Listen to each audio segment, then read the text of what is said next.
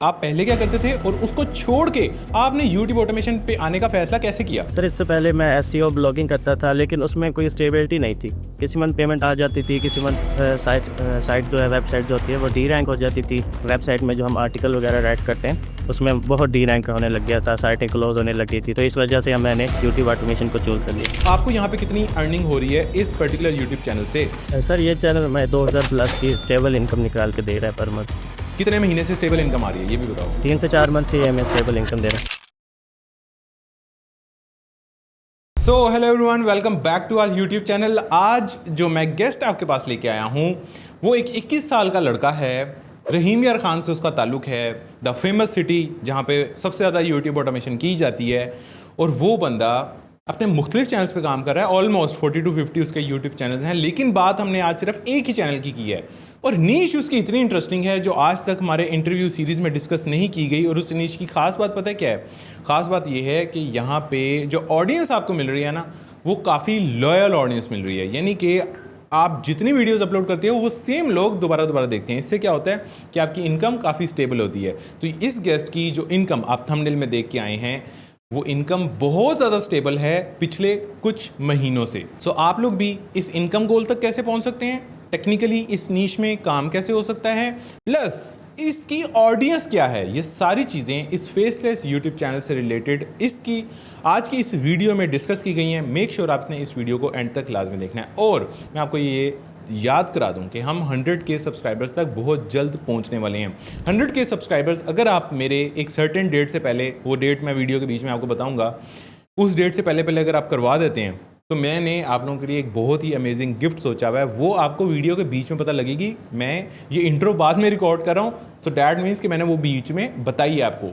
So make sure video के बीच में वो बोनस को देख लीजिएगा और उससे आपको मोटिवेशन मिलेगी कि आपने भाई के 100K सब्सक्राइबर्स उस डेट से पहले करवाने हैं। सो अगर अभी तक सब्सक्राइब नहीं किया तो सब्सक्राइब करके बेल आइकन प्रेस कर लें, क्योंकि ऐसे इंटरव्यूज़ अब आते जा रहे हैं every Tuesday and every Friday, और कोई छुट्टी नहीं हो रही आपके भाई की पिछले काफ़ी वीक से। सो चलते हैं डायरेक्टली अपने इंटरव्यू की तरफ। वेलकम करते हैं नुमान को अपने चैनल पे, और आज उनसे उनकी स्टोरी डिटेल से सुनते हैं और समझते हैं।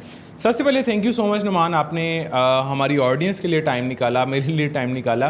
सबसे पहले मेरा क्वेश्चन आपसे ये है कि आप कहाँ से हो और आपने यूट्यूब की जर्नी कैसे स्टार्ट की?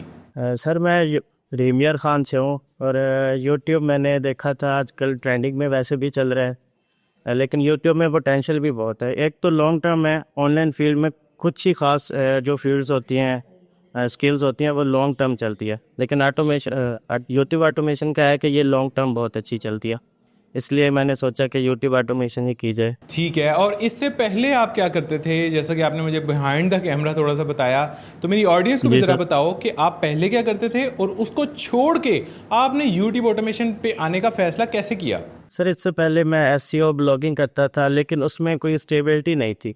किसी मंथ पेमेंट आ जाती थी, किसी मंथ साइट जो है, वेबसाइट जो होती है वो डी रैंक हो जाती थी। और कुछ एआई के आने की वजह से कंटेंट क्रिएशन में जो उसकी होती है, वेबसाइट में जो हम आर्टिकल वगैरह राइट करते हैं उसमें बहुत डी रैंक होने लग गया था, साइटें क्लोज होने लगी थी। तो इस वजह से मैंने यूट्यूब ऑटोमेशन को चूज़ कर लिया। लेकिन नुमान, यहाँ यूट्यूब पे भी तो कुछ हद तक ऐसा हो सकता है, कुछ लोगों को लगता है कि यार वीडियो आपकी एकदम ऊपर गई लेकिन उसके बाद व्यूज़ आना बंद हो गए, तो यहाँ पे भी तो कहीं ना कहीं इनकन्सिस्टेंसी इन द इनकम हो सकती है। What do you think? बिल्कुल सर, हो सकती है, लेकिन इसमें हमारी स्टेबिलिटी के चांस बहुत ज़्यादा होते हैं। हमारा चैनल अगर हम उस पर कंसिस्टेंट रहें, डेली बेसिस पे काम करें, तो हम उसको स्टेबल कर सकते हैं, इसकी बजाय कि हम ब्लॉगिंग पे लगे रहें या एसईओ तक करें। अच्छा, इस टाइम हमें बहुत से ब्लॉगर्स भी देख रहे होंगे, वो लोग जो एसईओ करते हैं, सर्विसेज प्रोवाइड करते हैं, वो भी देख रहे होंगे। So no hard feelings for them. Basically मकसद क्या है? मकसद ये है कि यार यूट्यूब वाकई में एक बहुत स्टेबल इनकम आपको प्रोवाइड करती है अगर आप कुछ चीज़ों का ख्याल रखें तो, अगर आप कंसिस्टेंट रहें तो, अगर आप अपनी वीडियोस को रैंक करवा सकें तो, अगर आप ब्राउज के थ्रू भी व्यूज़ अगर ले रहे हैं तो तब भी आपने इतनी नंबर ऑफ वीडियोस बना लेनी है कि अच्छा, अगर एक पे व्यूज़ आना बंद भी हो जाते हैं तो मेरी 4 ऐसी और हैं जिन पे व्यूज़ ब्राउज से मुझे करंटली आ रहे हैं। तो कुछ स्ट्रैटेजीज़ होती हैं, अगर आप उनको इम्प्लीमेंट कर दो तो यूट्यूब से ज़्यादा एवरग्रीन बिजनेस मेरी नज़र में, मैं और किसी को, बड़े मुख्तलिफ प्रोफेशन से लोग हमें देख रहे होंगे, लेकिन मेरी नज़र में यूट्यूब से अच्छा एवरग्रीन पैसे देने वाला, कंसिस्टेंट इनकम जनरेट करने वाला और कोई रेवेन्यू मॉडल है नहीं। और ख़ास तौर पे ऐसा रेवेन्यू मॉडल जहाँ पे आपको ना कोई क्लाइंट आके आपको बोल रहा है कि यार तू ये कर, तू वो कर, तूने मुझे ये डिलीवर नहीं किया, वो डिलीवर नहीं किया, ना आपको रिटर्न्स आ रहे हैं जैसे ई कॉमर्स में आते हैं, ठीक है, ना आपको सप्लायर्स के इशू, कोई इशू नहीं है। आपने सुबह उठना है, वीडियो डालनी है, काम ख़त्म। आपने फिर उठना है, वीडियो डालनी है, काम ख़त्म। अब वो यूट्यूब का काम है उसको डिस्ट्रीब्यूट करना, उसको फैलाना। 10,000, 20,000, 30,000 बंदा अगर आपको देख रहा है तो इसमें आपका कोई ऐसा कोई ख़ास वो नहीं है कि आपने जाके एक एक को बोलना है कि यार तू मेरी वीडियो देख लो। यूट्यूब प्लेटफॉर्म इट्सेल्फ इतना सॉलिड और इतना बड़ा प्लेटफॉर्म है, गूगल ओन्ड प्लेटफॉर्म है, तो इतना मसला होगा नहीं। सो पॉइंट क्या है? पॉइंट ये है कि यूट्यूब की जो इनकम है वो काफ़ी हद तक स्टेबल हो सकती है। मैं ये नहीं बोलूँगा हर किसी की होगी, लेकिन स्ट्रैटेजीज़ हैं वो आप इम्प्लीमेंट करो तो आपकी इनकम काफ़ी ज़्यादा स्टेबल है और आज की मेहनत आपको 3 साल, 4 साल, 5 साल तक भी कमा के दे सकती है। ठीक हो गया नुमान, हमें कुछ हद तक आइडिया हो गया। अब मुझे ये बताओ कि राइट नाउ आपके कितने चैनल्स हैं और किन किन निशेज़ पे आप काम कर रहे हो? सर हमारा जो ज़्यादा फोकस होता है वो रिवेंज स्टोरीज पर होता है। रिवेंज स्टोरीज बहुत अच्छी निच है और स्टोरी टेलिंग में है तो इसमें ये सीन है कि फार्मूले वगैरह बदलते रहते हैं, लेकिन ये एक एवरग्रीन निच है, इसे हम सालों तक स्टेबल इनकम उठा सकते हैं। अच्छा, रिवेंज स्टोरीज़ में आपके कितने चैनल्स हैं? थोड़ा सा मुझे इस चीज़ का भी अगर आप आइडिया दे सको। सर चैनल तो हमारे तकरीबन 40 से 50 चैनल इस एक निच पे चल रहे हैं, लेकिन जो हमारे कुछ 1-2 चैनल हैं जो बहुत ही ज़्यादा अच्छी इनकम दे रहे हैं। ठीक है, ज़बरदस्त। अब बिगनर्स को मैं ये कहना चाहूँगा कि कुछ लोग कर रहे होते हैं, किसी के 50 चैनल भी होते हैं, किसी के 100 चैनल्स भी होते हैं, लेकिन आप लोगों ने उनसे फैसिनेट नहीं होना। आप लोगों ने ये देखना है कि मैंने एक चैनल चलाना है यार। जब एक आपका सक्सेसफुल कम अज़ कम हो जाए, आप चले जाना स्केलिंग की तरफ। आप दूसरा, तीसरा, चौथा डिफरेंट लैंग्वेजेस में, इंग्लिश का भी बना लेना, फ्रेंच का भी बना लेना, जर्मन का भी बना लेना, जिस मर्जी लैंग्वेज में मिला लेना, लेकिन पहला चैनल आप कम अज़ कम उसको थोड़ा सा सक्सेसफुल करके फिर आपने ये चीज़ें सोचनी है। ये नहीं कि पहले दिन से यार साथ ही बहुत से लोग कंसल्टेशंस में आते हैं, पूछते हैं 1-to-1 जब कंसल्टेशन करते हैं, पूछते हैं कि मैं सोच रहा हूँ मैं 4 चैनल बनाऊँ, इसी नीश के अंदर मैं जर्मन भी बनाऊँ, रशियन भी बनाऊँ, फ्रेंच भी बनाऊँ और इंग्लिश में भी बनाऊँ, तो कैसा आइडिया है? मैं उनको कहता हूँ यार एक चैनल तो बना के कुछ हद तक उस पर ट्रैक्शन गेन करके, कुछ व्यूज़, कोई एल्गोरिदम की समझ एक दफ़ा आ जाए, फिर आप जो मर्ज़ी करना, फिर मैं उसमें आपको नहीं रोकूंगा। बट आप मुझे ये बताओ, हम आपके एक ही चैनल की बात करेंगे जो आपका सबसे अच्छा चैनल चल रहा है, हम उसी की ही बात करेंगे। रिवेंज स्टोरीज़ को थोड़ा सा एक्सप्लेन कर सकते हो? नाम से वैसे सेल्फ एक्सप्लेनेटरी है, समझ में आ रहा है, लेकिन फिर भी ऑडियंस को आप थोड़ा बहुत एक्सप्लेन कर सको कि व्हाट आर रिवेंज स्टोरीज़, क्या होती है ये निश, बेसिकली है क्या? सर रिवेंज स्टोरीज जो कि नाम से पता चल रहा है कि एक बदला लेने वाली स्टोरीज हैं। इसमें हम बहुत सारी आगे कैटेगरीज में लेके जाते हैं, जैसे हस्बैंड और वाइफ के दरमियान और ससुर और बहू के दरमियान, जो कि पाकिस्तान में वैसे भी एक टॉपिक है, अच्छा चलता रहता है। तो इसके दरमियान जो कि हर तरफ रहते तो इंसान ही है और हर तरफ ये रिलेशन चलते रहते हैं। तो ससुर और बहू के दरमियान भी ना, सास और बहू के दरमियान तो ऐसे कुछ ऐसे लड़ाई और झगड़े वगैरह चलते रहते हैं, तो उसमें भी हम इंग्लिश में कंटेंट बनाते हैं। अच्छा, इंग्लिश में कंटेंट होता है, इसकी ड्यूरेशन क्या होती है? इससे 25 से 30 मिनट और कभी कभी थोड़ी ज़्यादा भी हो जाती है। ठीक है, फॉर एग्जांपल हम 30 मिनट ही लेके चलते हैं। रिवेंज है, अच्छा रिवेंज दोस्त दोस्त से भी ले सकता है, भाई भाई से भी ले सकता है, भाई बहन से भी फॉर एग्जांपल ले सकता है, बहन भाई से भी ले सकती है इन द नॉर्मल रूटीन, या मैं ज़िंदगी की बात कर रहा हूँ।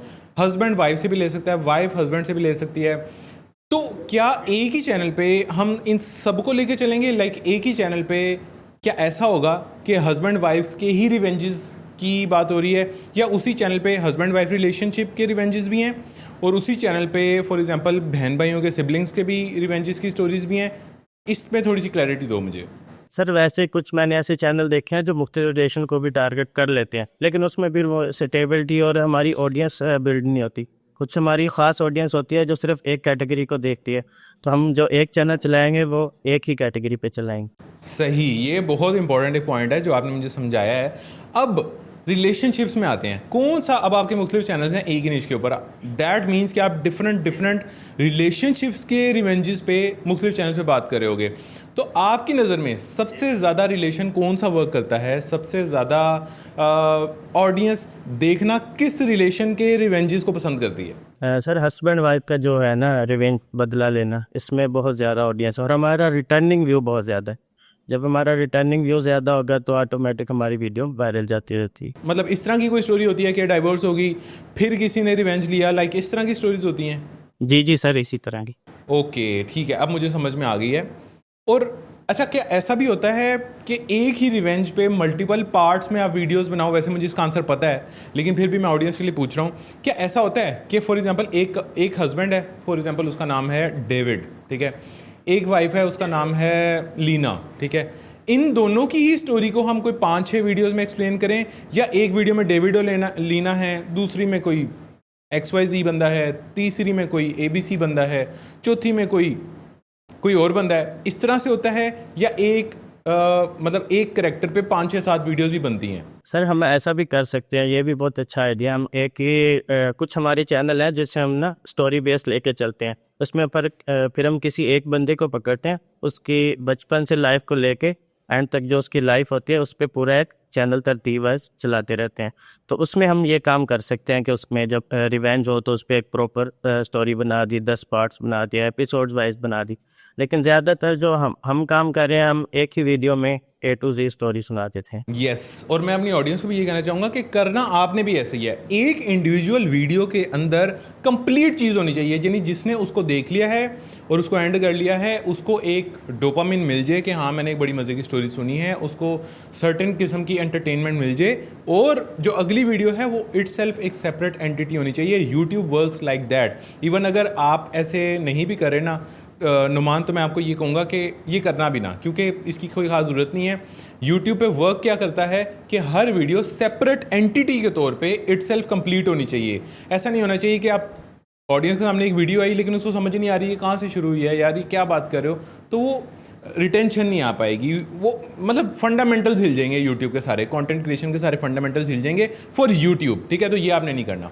अच्छा, ये भी समझ में आ गया कि हर वीडियो सेल्फ एक्सप्लेनेटरी होती है, अलग अलग करेक्टर्स होते हैं, और लॉयल ऑडियंस का आपने बहुत इंपॉर्टेंट एक बात की कि यहाँ पे लॉयल ऑडियंस या रिपीटिंग ऑडियंस ज़्यादा है। अच्छा, आपको क्यों लगता है कि यहाँ पे रिपीटिंग ऑडियंस ज़्यादा है? मतलब मैं भी क्यूरियस हूँ कि क्यों, ऐसा क्यों?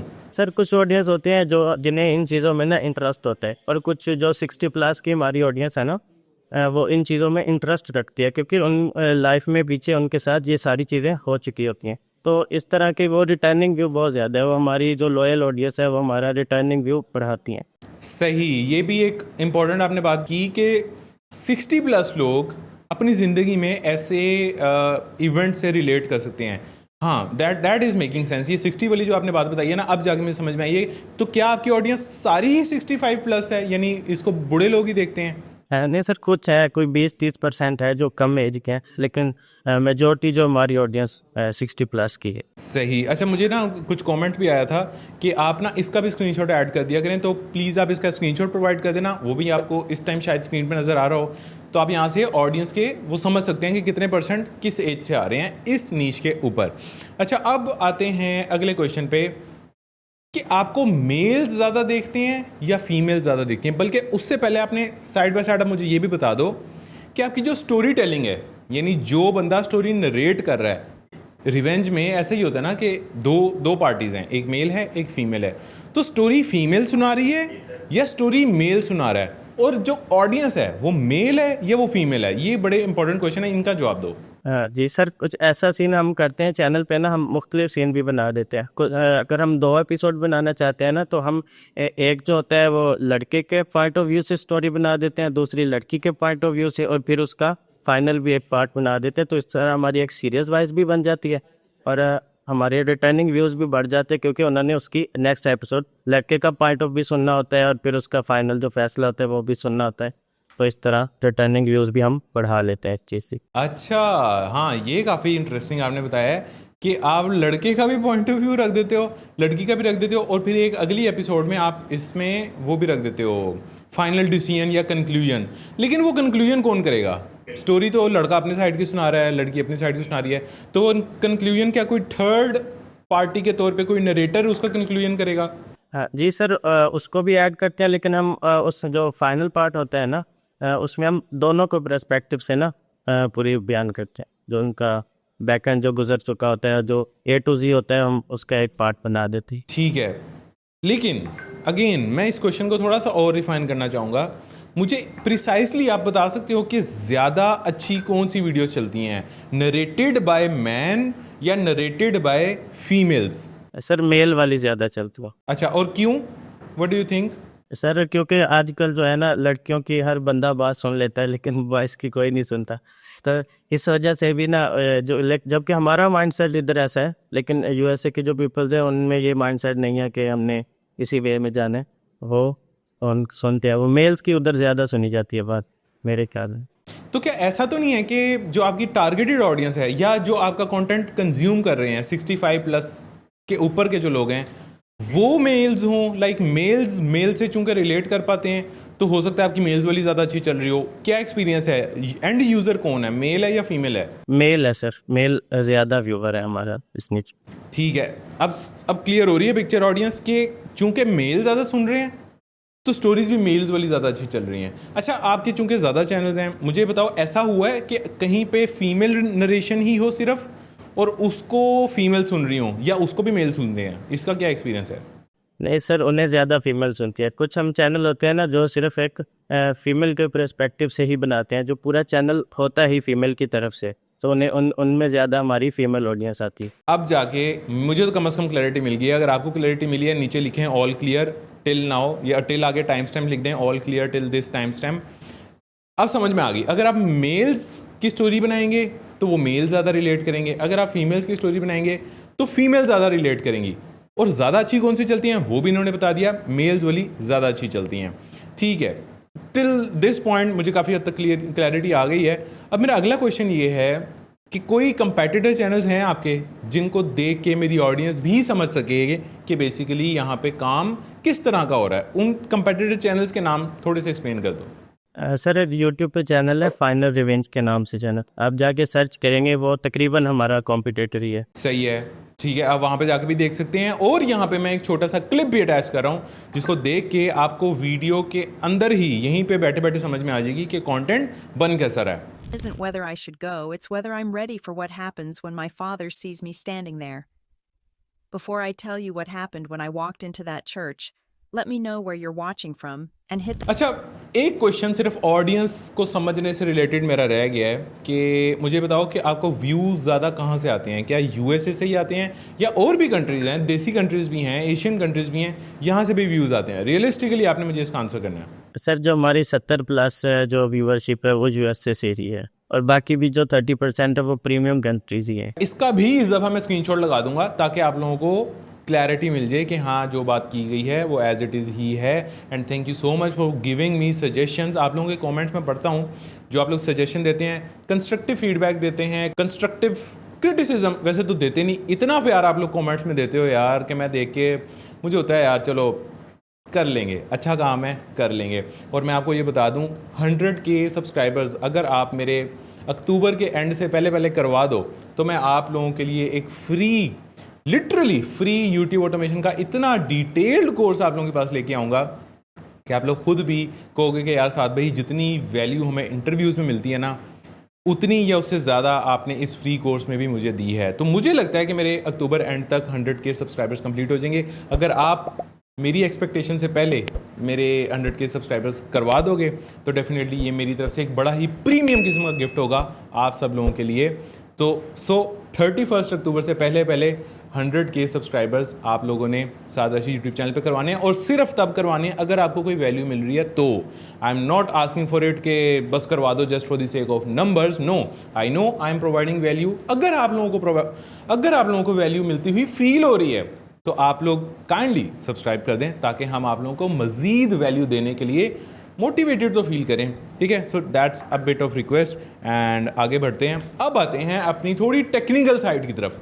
और जो टेक्निकल साइड है ना वो ये है कि स्क्रिप्ट कैसे बनता है, टॉपिक सिलेक्शन कैसे होती है, वीडियो एडिटिंग कैसे होती है, ये सारी चीज़ें समझते हैं। सबसे पहला क्वेश्चन, कल मैंने बल्कि उससे पहले एक चीज़ रह गई, आप दिन की वीडियोज़ कितनी अपलोड करते हो ये तो बताओ। दिन में सर कुछ हमारे चैनल है जिसमें हमें लंबी वीडियो 1 घंटा प्लस की करनी पड़ती है, तो उसमें सिर्फ 1 वीडियो अपलोड होती है। वैसे हम ज़्यादा चैनल पे 2 वीडियो अपलोड करते हैं रोज़ाना। और उस पर ड्यूरेशन कम होती है ना, उस पर ड्यूरेशन 30 मिनट आपने बताई थी, इतनी होती है राइट? 30 मिनट होती है। ठीक है, अच्छा ज़्यादा अच्छा 30 मिनट वाला ही चल रहा है ना, हम ऑडियंस को कंफ्यूज नहीं करते। आप मुझे बताओ ज़्यादा अच्छा कौन सा चल रहा है? सर 30 मिनट वाले पे बहुत अच्छा व्यू है और रिजल्ट्स भी इसी पे आ रहे हैं ज़्यादा। तो मैं आप लोगों को कंफ्यूज नहीं करना चाहूँगा, आप 30 वाली ही बनाएं, 1 घंटे वाला बाद में जाके देखेंगे एक्सपेरिमेंट करना है या नहीं करना। अच्छा, अब फॉर एग्जांपल कल मैंने 2 वीडियोस बनानी है 30-30 मिनट की। अब मुझे उनका टॉपिक आइडिया मुझे कैसे मिलेगा? क्या मैं जो आपने मुझे कंपेटिटर चैनल बताया, क्या मैं उससे जाके थोड़ी सी रिसर्च करूं, या मैं खुद अपने माइंड से सोचूं कि मैं एक रिवेंज वाली ये टॉपिक बना लेता हूं, या मैं चैट जीपीटी पे जाऊं, या मैं किसी और एआई टूल पे जाऊं, कहाँ जाऊं? सर हम एक टाइम में ही टॉपिक बनाते हैं। स्टोरी टेलिंग में ऐसा होता है कि टॉपिक्स हमें ना ढूंढने नहीं पड़ते। ऐसा ट्रेंड को तो फॉलो करना नहीं है हमने इसमें। हमारा जो टॉपिक अच्छा होगा तो हमारी वीडियो खुद ब खुद वायरल चली जाती। तो हम अपने कॉम्पिटिटर को देख के पहले चैट जीपीटी को बताते हैं, सारी डिटेल बताते हैं हम किस किस तरह के टॉपिक चाहिए, सारा कुछ चाहिए। फिर उससे चैट रेडी करके हमने रखी हुई है। उससे फिर जस्ट हम ये बोलते हैं कि हमें 30 टाइटल दो, वो हमें निकाल के दे देते। वन टाइम हमें 2 से 3 घंटे उस चैट जीपीटी के साथ चैट करके उससे चैट को तैयार रखना पड़ता है। अच्छा, 2 से 3 घंटे आपने चैट जीपीटी के साथ बातें करनी है, उसको अपनी नीश के बारे में समझाना है, फिर जाके वो इतना ट्रेन हो जाएगा कि वो आपको ऐसे टाइटल्स निकाल के देगा जो टाइटल्स आपको डेफिनेटली वो वर्क करेंगे ही करेंगे। Is that your point?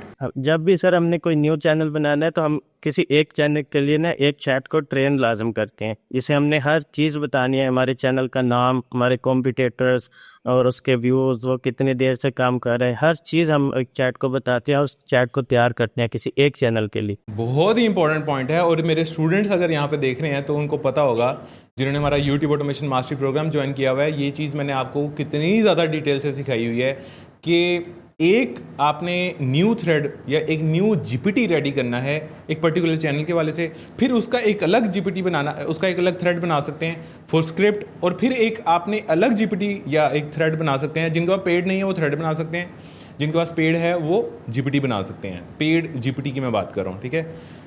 For example thread की बात करते हैं। अगर आपने एक नया थ्रेड बनाना है जो उस स्क्रिप्ट को रिव्यू करेगा, उसमें से गलतियाँ निकालेगा, फिर वो गलतियां आप अपने दूसरे वाले थ्रेड को दोगे, वो उसको करेक्ट करेगा, वो उसमें एडजस्टमेंट करने की कोशिश करेगा। यानी एक से आपने कंटेंट लिखवाना है और एक आपने क्रिटिक रखना है। जीपीटी की मैं बात कर रहा हूँ, ये आपको कंटेंट लिख के देगा, ये उसको क्रिटिक करेगा कि ये इसने अच्छा लिखा है या गलत लिखा है, और इसकी कोई बायसनेस थोड़ी है, इसको कोई पता थोड़ी है कि ये उसको जो हमने टास्क दे दिया वो उसको फॉलो कर रहा है। मेरे स्टूडेंट्स रिलेट कर सकते हैं, जो स्टूडेंट है वो नीचे कॉमेंट करे कि yes sir I can relate. ये कॉमेंट आप लोगों ने लाजमी करना है ताकि मुझे पता लगे कितने मेरे स्टूडेंट्स भी मेरा कॉन्टेंट देख रहे हैं। तो जितने जीपीटीज आप बनाओगे ना, जितने ज़्यादा आप जीपीटीज बनाओगे, इसका मतलब उतने ज़्यादा आप अपने एम्प्लॉयज़ ट्रेन कर रहे हो, उतने ज़्यादा आपके पास एम्प्लॉयज़ हैं। तो उन एम्प्लॉयज़ से आप उनकी नीश से रिलेटेड या उनकी जॉब डिस्क्रिप्शन से रिलेटेड काम निकलवाओगे, उतना ज़्यादा आपका काम बहुत परफेक्ट होता चला जाएगा। सो ये आपने बड़ा अच्छा आइडिया दिया है, और आई थिंक ये इंटरव्यू हमारी सीरीज़ के अंदर पहले किसी ने भी नहीं दिया, लेकिन ये मैं अपने स्टूडेंट्स को बड़ी देर पहले बताता रहता हूँ कि ये तो बहुत इंपॉर्टेंट काम है। तो एक थ्रेड ट्रेन करो फॉर टॉपिक्स, एक थ्रेड ट्रेन करो फॉर स्क्रिप्ट्स, एक थ्रेड ट्रेन करो जो टॉपिक पे क्रिटिक करे, और एक थ्रेड ट्रेन करो जो आपकी स्क्रिप्ट्स पे क्रिटिक करे, तब जाके। और ये एक निश से रिलेटेड मैं आपको बता रहा हूँ, क्या एक चैनल से रिलेटेड मैं आपको बता रहा हूँ। जितने चैनल्स बनाओ उतने ज़्यादा ये आपके जीपीटीज या थ्रेड्स बनते जाने चाहिए, ठीक है। जिस चीज़ को ये वैल्यूएबल लगा है वो कमेंट करे कि this was super valuable. Okay, अब आते हैं, ये आपने बड़ा अच्छा इंपॉर्टेंट पॉइंट बताया। आई थिंक टॉपिक्स यहाँ पे क्लियर हो गए हैं। अब स्क्रिप्ट पे आते हैं। स्क्रिप्ट के लिए मुझे आप बताओ कि आपकी क्या प्रैक्टिस है, स्क्रिप्ट कितने वर्ड्स का होता है, अगर हमने 30 मिनट्स का निकालना है कितने वर्ड्स का हमें चाहिए होगा, कितनी देर में निकल जाता है, थोड़ा सा ये भी आप मेरी ऑडियंस को गाइड कर दो। सर स्क्रिप्ट में हमारा ये होता है कि हम जिस हिसाब से हमारी वॉइस की ड्यूरेशन वगैरह सेट करते हैं ना, उसमें हमारा 1000 वर्ड का जो 1000 कैरेक्टर जो होते हैं ना, वो 1 मिनट में स्पीच हो जाती है, ठीक है। तो हमने अगर 30 मिनट का बनाना है तो हमने 30,000 कैरेक्टर की स्क्रिप्ट लिखवाते हैं, और उसके लिए भी हमने एक चैट ही ट्रेन करके रखी हुई है पेड चैट जीपीटी में, जो कि उसे हर चीज़ ऑलरेडी पता है। हम उसे जस्ट अपना टॉपिक आइडिया देते हैं, फिर साथ साथ बताते रहते हैं कि आप हुक बनाओ, अब आप इंट्रो बनाओ, आउट्रो बनाओ, सारा कुछ बताते रहते हैं साथ साथ, तो नेक्स्ट लिखता जाता है। अच्छा, मेरी एक छोटी सी रिक्वेस्ट है नोमान, क्या आप मुझे वो प्रॉम्प्ट दे सकते हो जो प्रॉम्प्ट मैं अपने जीपीटी को दूं और वो ट्रेन हो जाए, उसके बाद मैं उसको जो भी टॉपिक आइडिया दूं वो मुझे उसकी स्क्रिप्ट निकाल के देना शुरू कर दे। सो फॉर स्क्रिप्ट, क्या आपके पास कोई प्रॉम्प्ट है जो हम अपनी ऑडियंस को दे सकें? सर वैसे इसके प्रॉम्प्ट में आपको शेयर कर दूंगा, लेकिन जो सबसे अच्छा आइडिया है वो हम चैट जीपीटी से बात करते हैं। प्रॉम्प्ट बेस वो टेम्पलेट बेस काम चला जाता है, हम वो नहीं करते। हम चैट जीपीटी को साथ साथ बताते रहते हैं कि आप ऐसा चेंज करो, उसको थोड़ा सा जो इंट्रो वगैरह बनाता है उसे पढ़ते हैं, उसे बोलते हैं कि नहीं ये सही नहीं है, आप नेक्स्ट टाइम आपने बनाना है तो इस तरह बताना। ये चीज़ें उसे बता के चैट ट्रेन करते हैं, वो सबसे ज़्यादा बेस्ट है। Very good idea. लेकिन नुमान आपने नोट किया है कुछ लोग क्या होते हैं, वो क्या करते हैं, चैट जीपीटी से बात करने की कोशिश में वो क्या करते हैं, चैट जीपीटी से बात करते हैं, 4 वर्ड्स एंटर कर दिए, 5 वर्ड्स एंटर कर दिए, उनको लगता है हम चैट जीपीटी से बात कर रहे हैं और चैट जीपीटी हमारी बात को सही से समझ नहीं रहा। 4 वर्ड्स 5 वर्ड्स, हर दफ़ा में 4-5 words, you can do this या व्हाट्सएवर, 5 से ज़्यादा वर्ड्स, 6 से ज़्यादा वर्ड्स जो है ना लोग एंटर नहीं करते। तो अगर चैट जीपीटी से बात करनी है या उसको अपनी कोई चीज़ समझानी है, आप जी सर। किस तरह से उसको समझाते हो? क्या 1-2 लाइंस होती हैं कि क्या होता है? मुझे ये प्रॉम्प्ट इंजीनियरिंग थोड़ी सी समझाओ। सर आपने माइक साथ लगाया होता है, हम बोल के उसे बता देते हैं, वो समझ जाती है। मतलब text to speech to text कर देते हैं ना, तो लिख के आ जाता है काची। तो इंग्लिश वगैरह इसके लिए कोई ज़रूरी नहीं है, जो भी है हम उर्दू में बोलते हैं और उसे बोलते रहते हैं और वो लिख के देता रहता है sir. Excellent point, excellent point. अच्छा, ये एक चीज़ मैं आपको बताता हूँ, वो मैंने खुद कभी नहीं की लेकिन मैं आपको बता रहा हूँ। मेरा एक मेंटोर है, ठीक है, पाकिस्तान का नहीं है, बाहर का है। उसकी मैं एक वीडियो देख रहा था, उसमें वो पता क्या कहता है मैं 45 मिनट्स के वॉइस नोट करता हूँ चैट जीपीटी को, सिर्फ ये ट्रेन करवाने के लिए उसको कि मेरा बिजनेस क्या है, मैं क्या करता हूँ, मेरे कौन से एम्प्लॉयज़ हैं, किस एम्प्लॉय की क्या जॉब डिस्क्रिप्शन है और वो क्या करता है क्या नहीं करता, अब मेरे बिजनेस में क्या प्रॉब्लम आ रही है, मेरे कस्टमर क्या हैं, मेरा आइडियल कस्टमर का पर्सोना क्या है। यार मैंने कहा 45 मिनट का voice note to ChatGPT just to train him. तो ये होती है प्रॉम्प्ट इंजीनियरिंग। हम समझते हैं हम 4-5 वर्ड्स, 6-7 वर्ड्स, 10 वर्ड्स, 15 वर्ड्स देके हमें लगता है कि चैट जीपीटी ट्रेन हो जाएगा, कभी भी नहीं होगा। जितना ज़्यादा आप उसको डाटा देंगे उतना ज़्यादा वो आपको कंटेंट रिफाइन करके देगा। और उसके लिए बेस्ट आइडिया पता क्या है फॉर बिगनर्स? आप क्या करें, आप उसी को कहें कि आस्क मी राइट, पहले उसको बता दें कि ये सिनेरियो है, थोड़ा सा 3 लाइनों में 4 लाइनों में, उसके बाद बोलें ask me right questions related to this और मैं उसका आंसर करूंगा to give you maximum clarity. और फिर वो आपसे 15, 20, 13, 15 इतने क्वेश्चंस कर लेगा और उसके बाद उसको खुद क्लैरिटी हो जाएगी। उसको पता है उसने आपसे क्या पूछना है, लेकिन आपको नहीं पता आपने उसको क्या बताना है। ठीक है, तो इस तरह से आप रिवर्स इंजीनियरिंग करके उसको चीज़ें समझा सकते हैं। ठीक है, तो ये भी एक टेक्निक हो सकती है। अच्छा, स्क्रिप्ट का मसला हो गया। क्विकली अब इसको हम ख़त्म करने की तरफ आते हैं। वॉइस ओवर की मुझे बात बताएं कि वॉइस ओवर के लिए आप कौन सा टूल यूज़ करते हैं, ऑडियंस को आप क्या रिकमेंड करेंगे, जो बिगिनर्स हैं, जो चाहते हैं कि उनकी कॉस्ट भी मिनिमम से मिनिमम आए, कौन सा वॉइस ओवर यूज़ करें in this particular niche? Sir voice over के लिए हम कैपकट की वॉइस भी यूज़ कर सकते हैं, इनहेंस वगैरह करके वो भी चल जाती है। लेकिन मैं पर्सनली जो करता हूँ वो एक लियाकत अली का एक टूल है वॉइसली, मैंने वो परचेज़ किया, वो कोई $12 में मिल जाता है अनलिमिटेड पर मंथ का, तो वो यूज़ करते हैं, वो कोई ज़्यादा एक्सपेंस भी नहीं पड़ता। अच्छा, और बिगनर के लिए भी थोड़ा सा यहाँ पे बिगनर के लिए भी थोड़ा सा गाइड कर दो नुमान कि बिगनर क्या कर सकते हैं अगर $12 भी नहीं लगाने फॉर एग्जांपल। कैपकट की वॉइस सर मोनेटाइजेबल है, हमने शुरू में उससे ही चैनल मोनेटाइज करवाए थे, लेकिन अब अगर बजट है तो आप बाय कर सकते हैं। ठीक है, ज़बरदस्त। यहाँ पे मुझे अब अगला क्वेश्चन आता है विजुअल्स का। अब वो विजुअल्स बहुत इंपॉर्टेंट है। विजुअल्स यहाँ पे क्या यूज़ होते हैं, किस तरह के विजुअल्स होते हैं? फॉर एग्जांपल 30 मिनट की वीडियो है, उसमें कितने विजुअल्स लगेंगे टोटल? पिक्चर्स लगेंगी या वीडियोस लगेंगी? कितनी वीडियोस लगेंगी, कितनी पिक्चर्स लगेंगी? ये थोड़ा इंपॉर्टेंट है, ये ज़रा डिटेल से बताओ। पहले हम काम कर रहे थे, हम जस्ट इसके अंदर ना सिंगल फ़ोटो पर भी हमने बहुत काम किया, लेकिन फिर हमने इंक्रीज़ कर दिया क्वालिटी साथ साथ बढ़ाने के लिए। अब हम जो काम कर रहे हैं, हम टोटली स्टॉक डेटा पे काम कर रहे हैं। अच्छा नुमान, एआई के दौर में अब आप स्टॉक फुटेजेस यूज़ कर रहे हो, ये अगर आप 2023 में करते या चलो 24 में भी करते तो समझ में आता। डोंट यू थिंक कि हमें एआई से विजुअल बना लेना चाहिए? और उसमें क्योंकि क्रिएटिविटी भी बहुत ज़्यादा है, रीयूज़ कंटेंट का मसला भी नहीं आता, तो आप स्टॉक फुटेजेस पे क्यों जा रहे हो? सर इसका यह है कि जो व्यूवर हमारा है ना वो बोर नहीं होता, कोई ना कोई वीडियो चलती रहती है, सिर्फ इसलिए जा रहे हैं, वरना यूट्यूब और पॉलिसी की वजह कोई इशू नहीं है वैसे। सही है। और स्टॉक फुटेजेस भी आप किन किन वेबसाइट से ले रहे हो ये भी बताओ। सर pixels.com है, वहाँ से ले रहे हैं। यानी फ्री में ही आप ले रहे हो और कोई मसला नहीं आ रहा? जी सर, इस नीच में हमें एक्सपेंस ज़ीरो है बिल्कुल। अच्छा, एक ये भी इशू होता है कि अगर हम स्टॉक फुटेजेस यूज़ करते हैं ना तो उस पर रीयूज्ड कंटेंट की वॉयलेशन आ जाती है, तो उससे आप कैसे बचोगे? यानी क्या ऐसी वैल्यू एडिशन करोगे कि आपका स्टॉक फुटेज भी जो है ना वो मोनेटाइज हो जाए? सर उसमें हम कुछ फिल्टर इफेक्ट्स वगैरह लगा देते हैं और उसको मिरर लगा देते हैं, रिवर्स कर देते हैं, इस तरह की हर क्लिप को एडिट करके और फिर हो जाता है काम। और ऊपर क्या टेक्स्ट भी आ रहा होता है? जी सर, हमारा ऑटो कैप्शन चल रहा था और हम एक नीचे ना तकरीबन 30% स्क्रीन की हम ब्लैक पट्टी लगा देते हैं, जिससे हमारा कोई कॉपीराइट वगैरह नहीं सही, ठीक हो गया। आपने वीडियो सैंपल में भी देख लिया होगा जो मैंने पीछे दिखाया था। अगर नहीं देखा तो पीछे से थोड़ी वीडियो पीछे करके देख लें।